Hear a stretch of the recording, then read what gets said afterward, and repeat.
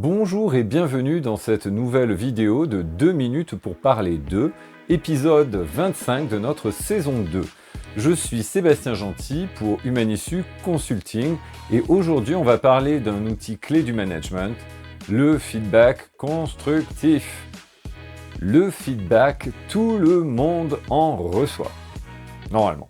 En tout cas, soyons honnêtes, il y a une énorme différence entre un retour qui motive et un retour qui vous plombe le moral.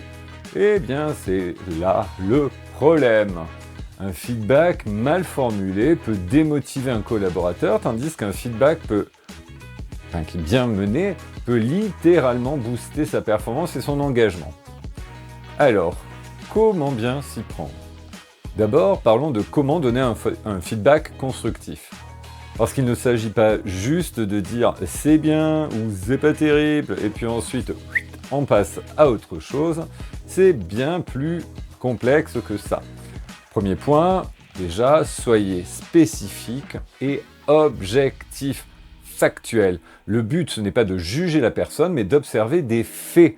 Au lieu de dire « tu es désorganisé », dites plutôt « j'ai remarqué que ton espace de travail est un peu en désordre, ce qui peut rendre plus difficile de retrouver tes dossiers rapidement. » Par exemple, une observation avec jugement sera « il fait beau ».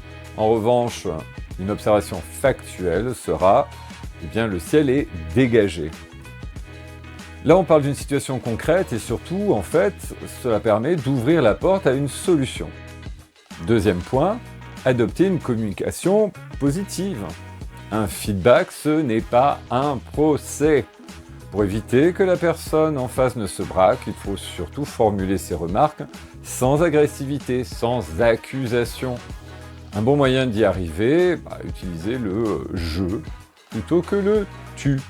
Par exemple, je pense que tu pourrais gagner en efficacité en organisant tes tâches différemment.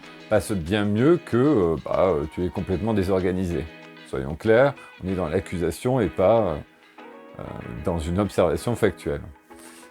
Vous l'aurez entendu sûrement, la première version engage la discussion, la seconde crée une tension. On est dans l'accusation, erreur fatale. Et surtout, tension inutile, soyons clairs. Troisième point, ne pointez pas juste les problèmes. Proposez des solutions. Un feedback constructif doit toujours s'accompagner d'une piste d'amélioration. Exemple, pour mieux gérer ton temps, pourquoi ne pas tester la méthode Pomodoro ? Elle pourrait t'aider à structurer tes journées plus efficacement. Ça, c'est un bon exemple. Quatrième point, choisissez le bon lieu et le bon moment. Un feedback constructif, ça ne se donne pas à la volée comme ça, entre deux portes, ni devant toute l'équipe. C'est un retour qui peut être parfois délicat. Donc, privilégiez un échange en face à face, dans un cadre propice à la discussion. Plutôt calme d'ailleurs. Maintenant, parlons de recevoir un feedback.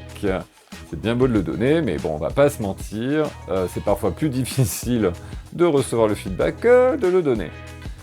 Alors, plusieurs règles.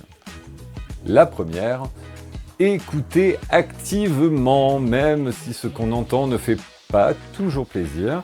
Il faut éviter de se mettre sur la défensive. Le but du feedback, ce n'est donc pas de juger, mais d'aider à progresser. Donc, écoute active. Deuxième règle, demandez des clarifications. Si un retour vous semble flou, posez des questions. Peux-tu me donner un exemple concret ? Sur quoi tu te fondes pour dire que tout cela permet d'éviter les malentendus et mieux comprendre les attentes. Troisième règle, prenez le temps de réfléchir avant de réagir. Action, pas réaction.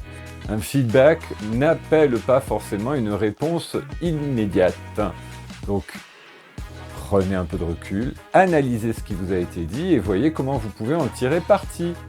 Quatrième règle, transformez le feedback en plan d'action. Un bon retour, c'est une opportunité de s'améliorer. Identifiez les points concrets sur lesquels vous pouvez agir et puis charge à vous de les mettre en place.